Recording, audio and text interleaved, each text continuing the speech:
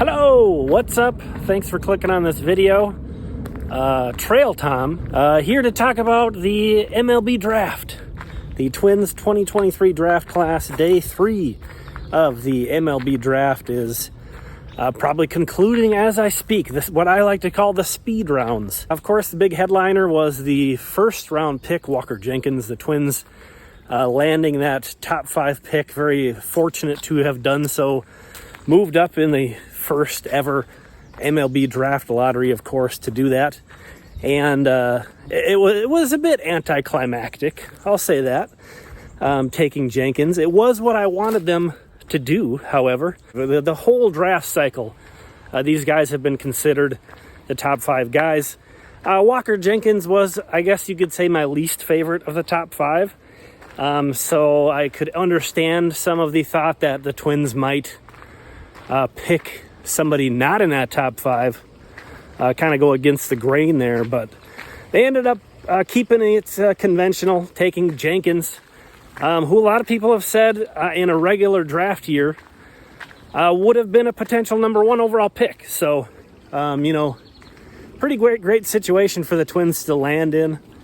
Kind of took away some of the thought process, decision making, I guess, being 5th and just being in that situation where they can just kind of sit back and let the draft come to them and take whoever in that top 5 didn't make it. So, not to discredit Sean Johnson and his team, but I think that made things potentially easy, although there was lots of steam about the Twins potentially taking Jacob Gonzalez or someone. We got a nice stream going on over here.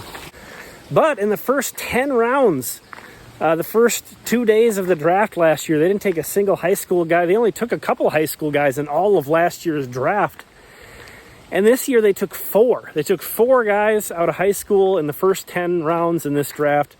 That's the first time they'd done that since 2017. That was the year Royce Lewis was drafted. So it's been a little while. Even in the year that Petty was drafted, they started out with 2 high school guys, Petty and Noah Miller, who's still in the system, of course. But those are the only 2 high school guys in that entire draft class. So the Twins just have been not taking a lot of high school guys until this year. So yeah, Jenkins seems like the real deal. Seems like among the top high school guys, he was the top bat. Guy with a lot of power. Kind of has earned the nickname Captain America. Apparently Denny Hawking, who coached the Team USA, has said that he's the kind of kid that you'd want your daughter to marry. So also receiving some pretty high praise for his character and personality. So hopefully the Twins have added a game-changing person to their organization, and it'll be a real long time before we see Walker Jenkins with the Twins potentially. But to me, this guy, I think, is probably my number 1 overall prospect in the organization right now. Talked about that on a Member Monday video. Talked about where I'd place these top 3 picks. Still kind of getting more comfortable with that, and we'll put out an updated list for everybody at some point before too long. Moving up to 5 affords them the opportunity to draft Jenkins, which they certainly would have not been able to do otherwise, but it also allows them to get Charlie Soto, who I'm really excited about this guy too. This was a very impressive profile for a high school kid, 6'5", and he's only 17 years old still, flirting with triple digits already, and has been scored as the best changeup in the draft class among high schoolers by Baseball America. So Charlie Soto is another guy who I'm really excited about. And again, I'm still hammering out things to make it more concrete, but arguably, in my opinion, the best starting pitching prospect in the entire minor league system now. And again, this guy is forever away. If the way they've handled Marco Raya is any indication, they're going to be extremely careful and slow to bring this guy along. He's kind of a guy who hasn't pitched a ton. He's actually a switch hitting shortstop up until, I want to say, 2 years ago.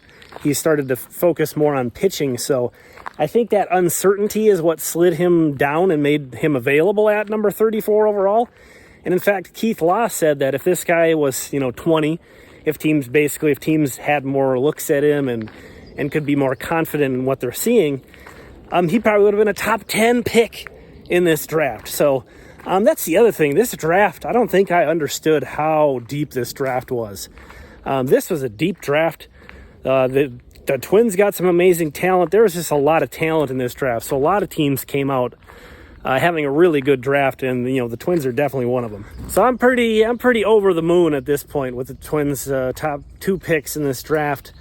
It's not that they lose me this next pick, but this just profile is not someone that I'm really ever too attracted to. Luke Keeschel, and I guess it's kind of funny that I maintain that stance because the Twins actually seem to crush it with these type of guys. So it wasn't that long ago that I was not too impressed with the Twins' selection of Spencer Steer in the draft, and clearly was wrong about that one.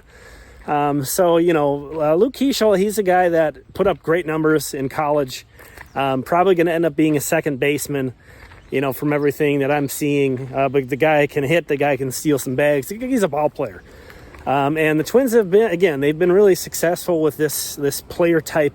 The next guy, and I think maybe the Keeschel pick allowed them to do what they did next, which was to take Brandon Winokur, who's just a monster of a child, a man-child, a 6'5" high school kid with tons of power, as you might imagine being that big. But Brandon Winokur is a guy who really stands out to me as someone who could be the pick of this class.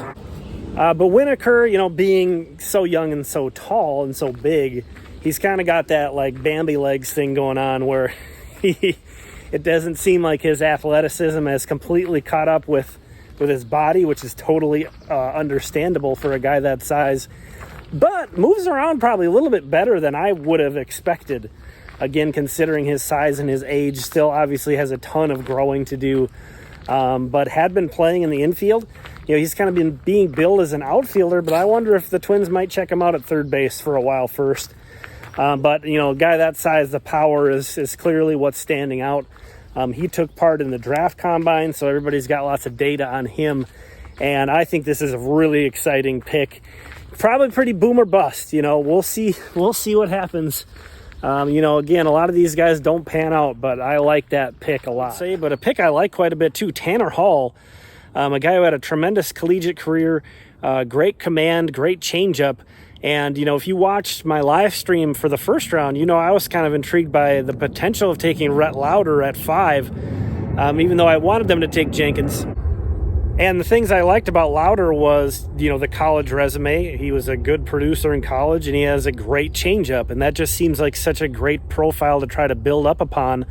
And Hall, I'm not going to compare him to Rhett Lauder, but the profiles are similar is what I'm trying to say. So he's sort of a budget Rhett Lauder, I guess you could sort of put it that way in a sense. So after Hall, the Twins took another pitcher, another high school guy though this time, and Dylan Questad out of Wisconsin. A guy who as a teenager, as a high school guy, is already kind of hitting mid-90s on a fairly regular basis. Was committed to Arkansas. The body isn't like Soto. This isn't the guy that you look at and you say, oh my gosh, this is like the prototypical pitcher's body here. He's a bit stockier, but that's, that may mean that he holds up better. This is already a pretty well put together young guy. And again, throwing heat. So this guy could be something, again, with these young guys. Whatever your preference is, I think the best thing to do is get a mixture of some of these high floor guys and then these kind of wild card high school guys who, some of these guys may just completely flame out and never make it to Double-A. And some of them might look like, Jesus, why wasn't this guy taken in the first round? So it's a really fun draft class. So I think the Twins have to feel really good about what they got out of this class. I certainly do. But I think probably most teams feel pretty good about their draft classes at this point. Again, this was a really a really great draft class, but the Twins having move up to 5th, that was just huge. That was just huge, and allowed them to max out even further what was a good draft class.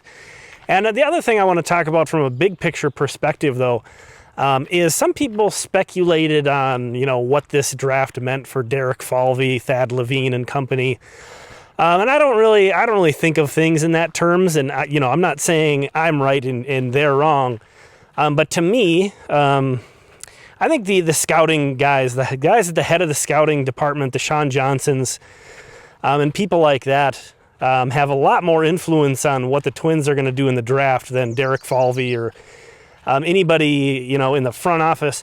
And honestly, those guys are busy working on trade deadline stuff right now already, among other things. I'm sure they were connected in on the draft and had some ideas of what the Twins might do, and were certainly keyed into any plans that they had. But it's not like Derek Falvey's they're mapping out the entire draft and deciding who the Twins are taking or vetoing. He's got that power, I'm sure, to make those decisions and veto certain decisions. But and I'm sure he was a bit of an architect of the overall plan in terms of how they wanted to use their bonus pool potentially.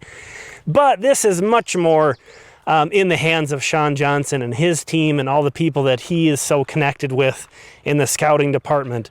So I wouldn't try to read too much into anything in terms of whether this means that Derek Falvey thinks he's going to be around long term since they took a bunch of high school guys or anything like that. I wouldn't draw any conclusions with him in this draft class. And then rounding out the top 10 rounds, they took Jay Harry, a shortstop out of Penn State, Nolan Santos, a right-handed pitcher, Jay Stofall, a right-handed pitcher, Jack Doherty, a right-handed pitcher, and Ross Dunn, a left-handed pitcher. So lots of pitching. And I think that's smart. I think 7 of their first 11 picks were pitchers. You need a lot of pitchers, and they're hard to find. And again, day 3 was earlier today, and I was following along a bit, but a lot of these guys are a little bit less known. There's a lot less instant analysis available on them. But I just want to call out, there's been some great guys in this organization. I was about to say in the system, but there's even guys in the majors right now who the Twins took after the 10th round. Bailey Ober among them, Edouard Julien among them, although that was sort of for a different situation. He was paid like a 5th round pick, pretty much, Julien. But taken in the 18th round still.